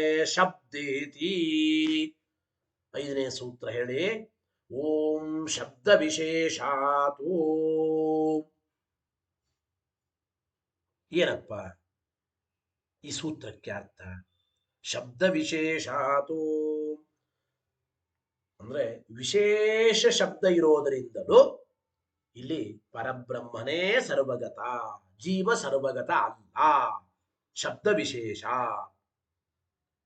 ನೋಡಿ. ಶಬ್ದ ಅಂದ್ರೆ ಏನು? ಏತಮೇವ ಬ್ರಹ್ಮೇತ್ಯಾಚಕ್ಷತೆ. ಗೊತ್ತಾಯ್ತು? ಏತಮೇವ ಬ್ರಹ್ಮೇತ್ಯಾಚಕ್ಷತೆ ಎಂಬಲ್ಲಿ ಬ್ರಹ್ಮ ಶಬ್ದಕ್ಕೆ ವಿಶೇಷಾತ್. ವಿಶೇಷಾತ್ ಅಂದ್ರೆ ಏನು? ಬರೇ ಇಲ್ಲಿ ಬ್ರಹ್ಮ ಶಬ್ದ ಇದೆ ಆದ್ದರಿಂದ ಸರ್ವಗತ ಅಂದ್ರೆ ಪರಮಾತ್ಮನೇ ಅಂತ ನಾವು ಹಿಂದೆ ಅಂದಿದ್ವಿ. ಬ್ರಹ್ಮ ಶಬ್ದ ಜೀವನಲ್ಲಿಯೂ ಕೂಡ್ತದರೆ ಅಂತ ಅವರಂದ್ರು. ಹಂಗಲ್ಲ. ಅವಧಾರಣ ರೂಪವಾದ ವಿಶೇಷದಿಂದ ಕೂಡಿಕೊಂಡ ಬ್ರಹ್ಮ ಶಬ್ದ ಇದೆ. ಅಂದ್ರೆ ಅವಧಾರಣ ಸಹಿತವಾದ ಬ್ರಹ್ಮ ಶಬ್ದ. ಏತಮೇವ ಬ್ರಹ್ಮೇತ್ಯಾಚಕ್ಷತೆ. ಏತಮೇವ ಏವಕಾರ ಸಹಿತವಾದ ಅವಧಾರಣ ಸಹಿತವಾದ ಬ್ರಹ್ಮ ಶಬ್ದ ಇರೋದ್ರಿಂದ ಅದು ಪರಬ್ರಹ್ಮನನ್ನೇ ತಗೋಬೇಕು. ಬ್ರಹ್ಮ ಶಬ್ದ ಅಂದ್ರೆ ಬ್ರಹ್ಮ ಶಬ್ದದಿಂದ ಜೀವರನ್ನು ಸ್ವೀಕಾರ ಮಾಡುತ್ತೇವೆ, ಹೇಳಲಿಕ್ಕೆ ಬರಲ್ಲ. ಅವಧಾರಣ ಸಹಿತವಾದ ಬ್ರಹ್ಮ ಶಬ್ದ ಪರಮಾತ್ಮನನ್ನೇ, ಜೀವನನ್ನೇ ಹೇಳಿಕೊಡೋದಿಲ್ಲ. ಆ ಅರ್ಥ ಶಬ್ದ ವಿಶೇಷಾದ. ಏನು ಬ್ರಹ್ಮ ಶಬ್ದ ಇದೆ ಅದು ಒಂದು ವಿಶೇಷದಿಂದ ಕೂಡಿಕೊಂಡ ಬ್ರಹ್ಮ ಶಬ್ದ ಇಲ್ಲಿದೆ. ಅವಧಾರಣ ಸಹಿತವಾದ, ಅವಧಾರಣ ರೂಪ ವಿಶೇಷದಿಂದ ಸಹಿತವಾದ ಬ್ರಹ್ಮ ಶಬ್ದ ಇದೆ. ಈ ರೀತಿಯ ಬ್ರಹ್ಮ ಶಬ್ದ ಜೀವನಲ್ಲಿ ಹೇಳಲಿಕ್ಕೆ ಬರೋದಿಲ್ಲ ಅಂತ ಅಭಿಪ್ರಾಯ. ಐತರೆ ಅರಣ್ಯಕದ ವಾಕ್ಯವೇ ಇದು ಕೂಡ. ಹೇಳಿ ವಾಕ್ಯ, ಭಾಷ್ಯ ವಾಕ್ಯ. ಏತಮೇವ ಬ್ರಹ್ಮೇತ್ಯಾಚಕ್ಷತೆ ಇತಿ. ಏನಪ್ಪ? ಏತಮೇವ ಬ್ರಹ್ಮೇತ್ಯಾಚಕ್ಷತೆ. ಇಲ್ಲಿ ಏವಕಾರ ಸಹಿತವಾದ ಬ್ರಹ್ಮಶಬ್ದವನ್ನ ಸರ್ವಗತನಲ್ಲಿ ಹೇಳಿದ್ದಾರೆ. ಅಂದ್ರೆ ಏವಕಾರ ಸಹಿತವಾದ ಬ್ರಹ್ಮಶಬ್ದದಿಂದ ವಾಚ್ಯನಾದವನು ಸರ್ವಗತ ಅಂದರೆ ಜೀವ ಸರ್ವಗತನಾಗಲಾರ. ಏವಕಾರ ಸಹಿತನ, ಏವಕಾರದಿಂದ ಸಹಿತವಾದ ಬ್ರಹ್ಮಶಬ್ದದಿಂದ ವಾಚ್ಯನಾದವನು ಅಂತಹ ವ್ಯಕ್ತಿ ಸರ್ವಗತ ಅಂದ್ರೆ ವಿಷ್ಣುನೇ, ಜೀವ ಆಗಲಾರ ಎಂಬ ಮಾತನ್ನು ಹೇಳ್ತಾ ಇದ್ದಾರೆ. ಟೀಕರ ವಿವರಣೆ ಬರೀತಾರೆ ನೋಡಿ. ನ ಅನೇನ ಬ್ರಹ್ಮಶಬ್ದೇನ ಜೀವ ಉಚ್ಯತೆ. ಸರ್ವಗತನಾದ ವ್ಯಕ್ತಿಯಲ್ಲಿ ಬ್ರಹ್ಮಶಬ್ದ ಹೇಳಿದ್ದಾರೆ. ಬ್ರಹ್ಮಶಬ್ದ ಜೀವನಲ್ಲಿ ಕೂಡಲ್ಲ ಅಂತ ಏನು ಅನಬೇಡ್ರಿ ಅಂತ ಅವನಂದ. ಬ್ರಹ್ಮಶಬ್ದ ಜೀವನಲ್ಲಿಯೂ ಹೇಳಬಹುದು. ಅಂದ್ರೆ ಇಲ್ಲಿ ಸರ್ವಗತನಾದ ವ್ಯಕ್ತಿಯಲ್ಲಿ ಪ್ರಯೋಗ ಮಾಡಲ್ಪಟ್ಟ ಬ್ರಹ್ಮಶಬ್ದ ಏನಿದೆ, ಈ ಬ್ರಹ್ಮಶಬ್ದ ಜೀವನನ್ನ ಹೇಳಿಕೊಡಲ್ಲ. ಇಲ್ಲಿಯ ಬ್ರಹ್ಮಶಬ್ದದಿಂದ ಜೀವನನ್ನು ಸ್ವೀಕಾರ ಮಾಡ್ಲಿಕ್ಕೆ ಬರಲ್ಲ. ನ ಅನೇನ ಬ್ರಹ್ಮಶಬ್ದೇನ ಜೀವ ಉಚ್ಯತೆ. ಯಾಕೆ? ಬ್ರಹ್ಮಶಬ್ದಸ್ಯ, ಬ್ರಹ್ಮಶಬ್ದಕ್ಕೆ ಒಂದು ವಿಶೇಷ ಇದೆ. ಇಲ್ಲಿ ಏವಕಾರ ಸಹಿತವಾದ ಬ್ರಹ್ಮಶಬ್ದ ಇದೆ. ಇದು ಬ್ರಹ್ಮಶಬ್ದ ಏತಮೇವ ಇತ್ಯವಧಾರಣಾಖ್ಯ ವಿಶೇಷವತ್ವಾತ್ ಇತ್ಯರ್ಥ. ಬ್ರಹ್ಮಶಬ್ದಕ್ಕೆ ಇಲ್ಲಿ ಒಂದು ವಿಶೇಷ ಸ್ಪೆಷಾಲಿಟಿ ಇದೆ. ಏನು? ಅವಧಾರಣ ಸಹಿತವಾದ ಒಂದು ಬ್ರಹ್ಮಶಬ್ದ ಇದು. ಅಂದ್ರೆ ಅವಧಾರಣ ಎಂಬ ವಿಶೇಷದಿಂದ ಕೂಡಿಕೊಂಡ ಬ್ರಹ್ಮಶಬ್ದ ಇದು. ಇಂತಹ ಬ್ರಹ್ಮಶಬ್ದ ವಿಷ್ಣುವಿನನ್ನೇ ಹೇಳಿಕೊಡ್ತದೆ, ಜೀವನನ್ನ ಹೇಳಿಕೊಡಲ್ಲ. ಬರೀತಾರೆ ಬ್ರಹ್ಮಶಬ್ದಸ್ಯ ಸಾವಧಾರಣತ್ವೇಪಿ. ಇದ್ರ ಮೇಲೆ ಪ್ರಶ್ನೆ. ಬ್ರಹ್ಮಶಬ್ದ ಅವಧಾರಣ ಸಹಿತವಾದ ಮಾತ್ರಕ್ಕೆ ಜೀವನನ್ನ ಹೇಳಿಕೊಡಲ್ಲ. ಅವಧಾರಣ ಸಹಿತವಾದ ಬ್ರಹ್ಮಶಬ್ದ, ಅವಧಾರಣ ಸಹಿತವಾದ ಬ್ರಹ್ಮಶಬ್ದ ಪರಮಾತ್ಮನನ್ನೇ ಹೇಳಿಕೊಡ್ತದೆ ಅಂತ ಹಿಂಗೆಲ್ಲ ಯಾಕಂತೀರಿ? ಇತ್ಯತಃ ಆಹ ನಹಿ ಇತಿ. ಆಚಾರ್ಯರು ಭಾಷ್ಯದಲ್ಲಿ ಉತ್ತರ ಹೇಳಿದ್ದಾರೆ. ಭಾಷ್ಯವಾಕ್ಯ ಹೇಳಿ. ನಹಿ ಜೀವಮೇವ ಬ್ರಹ್ಮ ಇತ್ಯಾಚಕ್ಷತೆ. ಈ ಐತರೆಯ ಆರಣ್ಯಕದಲ್ಲಿ ಸರ್ವಗತನಾದ ವ್ಯಕ್ತಿಯನ್ನು ಹೇಳುವಾಗ ಪ್ರಯೋಗ ಮಾಡಲ್ಪಟ್ಟ ಬ್ರಹ್ಮಶಬ್ದ ಏನಿದೆ, ಇಲ್ಲಿಯ ಬ್ರಹ್ಮಶಬ್ದದಿಂದ ಜೀವನನ್ನ ಸ್ವೀಕಾರ ಮಾಡ್ಲಿಕ್ಕಾಗಲ್ಲ. ನಹಿ ಜೀವಮೇವ ಬ್ರಹ್ಮ ಇತ್ಯಾಚಕ್ಷತೆ. ನೋಡಿ, ಜೀವನನ್ನೇ ಬ್ರಹ್ಮ ಅಂತ ಯಾರು ಕರೆಯೋದಿಲ್ಲ ಎಂಬ ಮಾತನ್ನು ಹೇಳ್ತಾ ಇದ್ದಾರೆ. ವಿಷ್ಣುವಿನನ್ನ ಬ್ರಹ್ಮ ಅಂತ ಕರೆಯುವಾಗ, ಪ್ರಸಿದ್ಧಿ ಇರುವಾಗ, ಜೀವನನ್ನೇ ಬ್ರಹ್ಮ ಅಂತ ಕರೀಲಿಕ್ಕೆ ಬರೋದೇ ಇಲ್ಲ. ವಿಷ್ಣುವಿನನ್ನೇ ಬ್ರಹ್ಮ ಅಂತ ಕರೀತಾರೆ ಅಂತ ಹೇಳಬಹುದು. ಆದ್ದರಿಂದ ಅವಧಾರಣ ಸಹಿತವಾದ ಬ್ರಹ್ಮ ಶಬ್ದದಿಂದ ವಾಚ್ಯನಾದವನು ವಿಷ್ಣುವೇ ಹೊರತು ಜೀವನಲ್ಲ. ನೋಡಿ, ಏವಕಾರ ಸಹಿತವಾಗಿ ಬ್ರಹ್ಮ ಶಬ್ದದಿಂದ ಯಾರನ್ನ ಕರೆಯಬಹುದು? ವಿಷ್ಣುವಿನನ್ನೇ ಕರೆಯಬಹುದು. ಆಚಾರ್ಯ ಉತ್ತರ ಗೊತ್ತಾಯಿತೋ ಇಲ್ಲ? ಹೇಳಿ. ನಹಿ ಜೀವಮೇವ ಬ್ರಹ್ಮ ಇತ್ಯಾಚಕ್ಷತೆ. ಅವಧಾರಣ ಸಹಿತವಾಗಿ ಬ್ರಹ್ಮ ಶಬ್ದದಿಂದ ವಿಷ್ಣುವಿನನ್ನೇ ಕರಿಬೇಕು. ಅಂದ್ರೆ ಏನು? ಜೀವನನ್ನೇ ಬ್ರಹ್ಮ. ಯಾರು ಬ್ರಹ್ಮ ಅಂತ ಕೇಳಿದಾಗ, ಜೀವನನ್ನೇ, ಈ ಜೀವನೇ ಬ್ರಹ್ಮರೇ ಅಂತ ಹಿಂಗೆ ಹೇಳಿಕ್ ಬರಲ್ರೇ. ಆದ್ರೆ ವಿಷ್ಣುವೇ ಬ್ರಹ್ಮ ಅಂತ ವಿಷ್ಣುವಿನನ್ನು ಕುರಿತು ಏವಕಾರ ಸಹಿತವಾಗಿ ಬ್ರಹ್ಮ ಶಬ್ದ ಹೇಳಬಹುದು. ಜೀವನಲ್ಲಿ ಹೇಳಲಿಕ್ಕೆ ಆಗಲ್ಲ ಅಂತ ಇದೆ. ಟೀಕರಾಯ ಉತ್ತರ ನೋಡಿ. ಸಾವಧಾರಣ ಬ್ರಹ್ಮ ಶಬ್ದ ವಾಚ್ಯತ್ವೇ. ಅವಧಾರಣ ಸಹಿತವಾಗಿ ಬ್ರಹ್ಮ ಶಬ್ದದಿಂದ ವಾಚ್ಯನಾದವನು ಯಾರದು? ಮುಖ್ಯ ಬ್ರಹ್ಮನೇ ಆಗಬೇಕು. ಅವಧಾರಣ ಸಹಿತವಾಗಿ ಬ್ರಹ್ಮ ಶಬ್ದ ವಾಚ್ಯನಾದ ವ್ಯಕ್ತಿ ಮುಖ್ಯ ಬ್ರಹ್ಮತ್ವಂ ಸ್ಯಾತ್. ಏವಕಾರದಿಂದ ಸಹಿತನಾದ ಬ್ರಹ್ಮ. ಈಗ ನೋಡಿ, ಇವರೇ ಆಚಾರ್ಯರು ಅಂತ ಯಾರನ್ನು ಹೇಳಬಹುದು? ಮಧ್ವಾಚಾರ್ಯರನ್ನು ಮಾತ್ರ ಹೇಳಬಹುದು. ಉಳಿದವರೆಲ್ಲ ಸಾಧಾರಣವಾದ ಆಚಾರ್ಯರು, ಅಂದ್ರೆ ಅಮುಖ್ಯವಾದ ಆಚಾರ್ಯರು. ಆಚಾರ್ಯ ಶ್ರೀಮದ್ ಆಚಾರ್ಯ ಸಂತು ಮೇ ಜನ್ಮ ಜನ್ಮನಿ ಅಂತ ನಾವು ಹೇಳ್ತೇವಲ್ಲ, ಸಂತು ಮೇ ಜನ್ಮ ಜನ್ಮನಿ. ಅವಧಾರಣ ಸಹಿತವಾದ ಇವರೇ ಆಚಾರ್ಯರು ಅಂದಾಗ ಮಧ್ವಾಚಾರ್ಯನೇ ತೋಬೇಕು, ಬೇರೆ ಯಾವ ಆಚಾರ್ಯನು ತೋಳ್ಲಿಕ್ಕಾಗಲ್ಲ ಆ ನಿಯಮದ ಪ್ರಕಾರ. ಇದೇ ಸೂತ್ರ ಅವಧಾರಣ ಸಹಿತವಾಗಿ ಸೂತ್ರ ಹೇಳಿದ್ದಾರೆ ಬ್ರಹ್ಮಸೂತ್ರಗಳೇ, ಬೇರೆ ಯಾವ ಜೈಮಿನಿ ಸೂತ್ರಗಳು ಯಾವುದು ಆಗೋದಿಲ್ಲ. ಹಾಗೆ ಅವಧಾರಣ ಸಹಿತನಾದ ಬ್ರಹ್ಮ, ಅವಧಾರಣ ಸಹಿತ ಬ್ರಹ್ಮ ಇವನೇ ಬ್ರಹ್ಮ ಅಂದ್ರೆ ಅದು ವಿಷ್ಣುವಿನನ್ನೇ ತಗೋಬೇಕ್ರಿ. ಅವಧಾರಣ ಸಹಿತ ಬ್ರಹ್ಮ ಅಂದ್ರೆ ಜೀವನನ ತೆಗೊಳ್ಳಿಕ್ಕಾಗಲ್ಲ. ಅಂದ್ರೆ ಅವಧಾರಣ ಸಹಿತನಾದ ಬ್ರಹ್ಮ ಅಂದ್ರೆ ಅವನು ಮುಖ್ಯ ಬ್ರಹ್ಮ, ಜೀವರು ಮುಖ್ಯ ಬ್ರಹ್ಮ ಅಲ್ರಿ, ಅಮುಖ್ಯ ಬ್ರಹ್ಮರಿವರು. ಸಾವಧಾರಣ ಬ್ರಹ್ಮ ಶಬ್ದ ವಾಚ್ಯತ್ವೇ ಮುಖ್ಯ ಬ್ರಹ್ಮತ್ವಂ ಸ್ಯಾತ್ ನ ಚ ತಜ್ಜೀವಸ್ಯ ಉಪಪದ್ಯತೆ ಇತಿ ಭಾವಃ. ಅವಧಾರಣ ಸಹಿತ ಬ್ರಹ್ಮ ಶಬ್ದ ವಾಚ್ಯತ್ವ ಅಂಬೋದು ಜೀವರಿಗೆ ಬರಲ್ಲ, ಜೀವರು ಮುಖ್ಯ ಬ್ರಹ್ಮರಲ್ಲ. ಆದ್ದರಿಂದ ಬ್ರಹ್ಮ ಶಬ್ದ ವಾಚ್ಯ ಮುಖ್ಯತಯ ಜೀವರಲ್ಲ. ವಿಷ್ಣಾವಪಿ ಸಾವಧಾರಣ ಬ್ರಹ್ಮ ಶಬ್ದ ಶ್ರುತಿ ಕುತಃ ಇತ್ಯತಃ ಆಹ ಯೇಷ ಇತಿ. ಇಲ್ಲಿ ಮತ್ತೆ ಪ್ರಶ್ನೆ ಬಂತು, ಹಂಗಲ್ಲ, ಅವಧಾರಣ ಸಹಿತವಾದ ಬ್ರಹ್ಮ ಶಬ್ದ ಶ್ರುತಿಯಲ್ಲಿ ಹೇಳಲ್ಪಟ್ಟದ್ದು ಅದು ವಿಷ್ಣುವಿಗೆ, ಜೀವನಿಗೆ ಅಲ್ಲ ಅಂತಂದ್ರಿ, ಅದು ಹೇಗೆ ಅಂದ್ರೆ ನೋಡಿ, ಅವಧಾರಣ ಸಹಿತವಾದ ಬ್ರಹ್ಮ ಶಬ್ದ ವಿಷ್ಣುವಿನಲ್ಲೇ ಹೇಳಿದ್ದಾರೆ ಎಂಬುದಕ್ಕೆ ಇಂದ್ರದ್ಯುಮ್ನ ಶಾಖ, ಇಂದ್ರದ್ಯುಮ್ನ ಶಾಖೆಯ ಶ್ರುತಿಯನ್ನ ಕೊಟ್ಟು ಆಚಾರ್ಯರು ತಿಳಿಸಿಕೊಡ್ತಾ ಇದ್ದಾರೆ. ಜೀವನನ್ನ ಬ್ರಹ್ಮ ಅಂತ ಕರೀಬಹುದು ಸಾಧಾರಣವಾಗಿ, ಆದರೆ ಅವಧಾರಣ ಸಹಿತವಾಗಿ ಬ್ರಹ್ಮ ಶಬ್ದದಿಂದ ವಾಚ್ಯನಾದ ಮುಖ್ಯ ಬ್ರಹ್ಮ ಅಂದ್ರೆ ವಿಷ್ಣುವೇ. ಹೇಗೆ ವಾಕ್ಯ ಹೇಳಿ. ಏಷ ಉಯೇವ ಬ್ರಹ್ಮ, ಏಷ ಉಯೇವ ಆತ್ಮ, ಏಷ ಉಯೇವ ಸವಿತಾ, ಏಷ ಉಯೇವ ಇಂದ್ರಃ, ಏಷ ಉಯೇವ ಹರಿಃ, ಹರತಿ ಪರಃ ಪರಾನಂದಃ ಇತಿ ಚ ಇಂದ್ರದ್ಯುಮ್ನ ಶಾಖಾಯಾಮ್. ಏನಪ್ಪ ಅರ್ಥ? ಬ್ರಹ್ಮ ಶಬ್ದ ಮುಖ್ಯವಾಗಿ ವಿಷ್ಣುವಿಗೆ ಇದೆ ಅಂಬೋದು ಏವಕಾರ ಸಹಿತವಾದ ಇಂದ್ರದ್ಯುಮ್ನ ಶಾಖೆಯಿಂದ ನಮಗೆ ಗೊತ್ತಾಗುತ್ತಾ ಇದೆ. ಏನ ವಾಕ್ಯದ ಅರ್ಥ?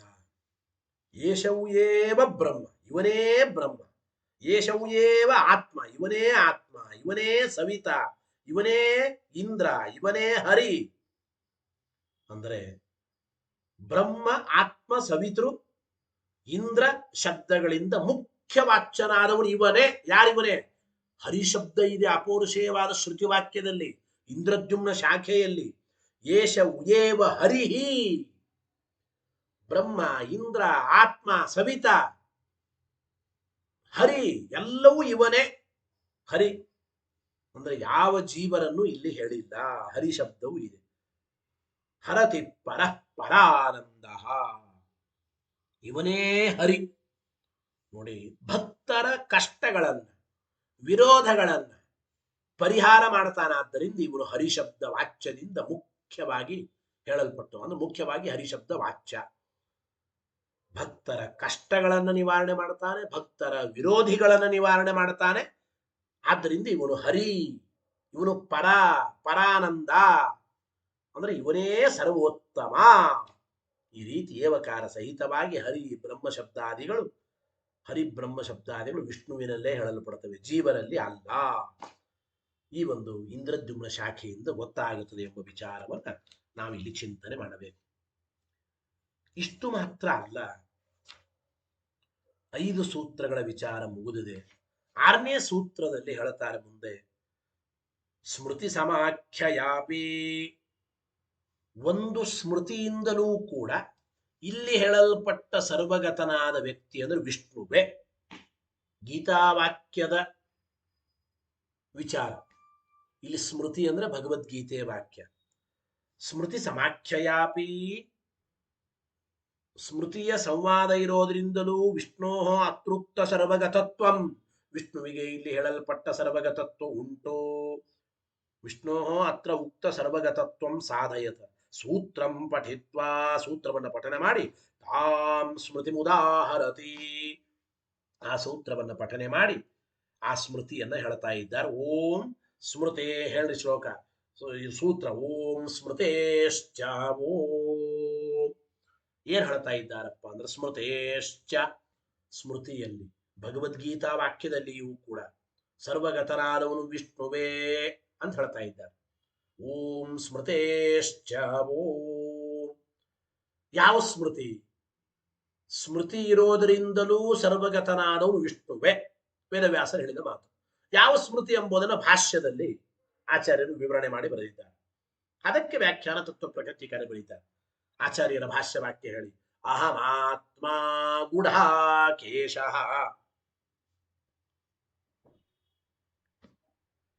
ಇಲ್ಲಿ ಗುಡಾಕೇಶ ಅನ್ನಬೇಡಿ, ಅದು ಸಂಬೋಧನೆ. ಅಹಮಾತ್ಮ ಗುಡಾಕೇಶ ಸರ್ವಭೂತಾಶಯಸ್ಥಿತಃ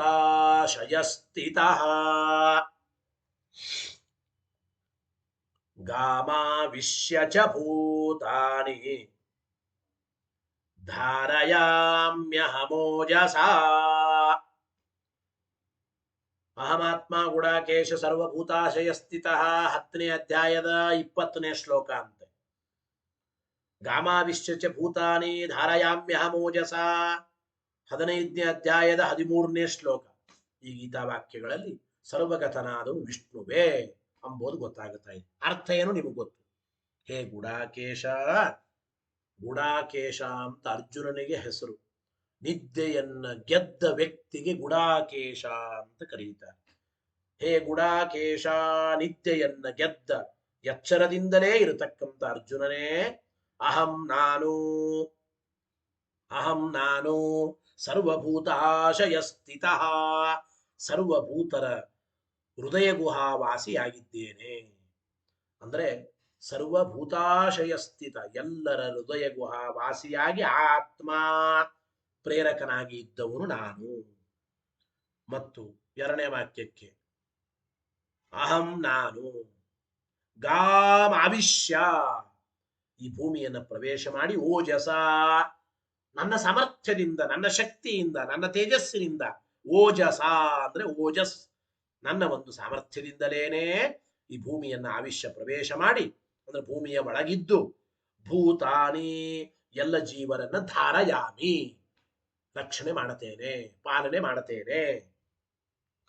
ಗಾಮಾವಿಶ್ಯ ಚ ಭೂತಾನಿ ಧಾರಯಾಮ್ಯಹಮೋಜಸ ಎಂಬ ಮಾತನ್ನ ಇಲ್ಲಿ ತಿಳಿಸಿಕೊಡ್ತಾ ಇದ್ದಾರೆ.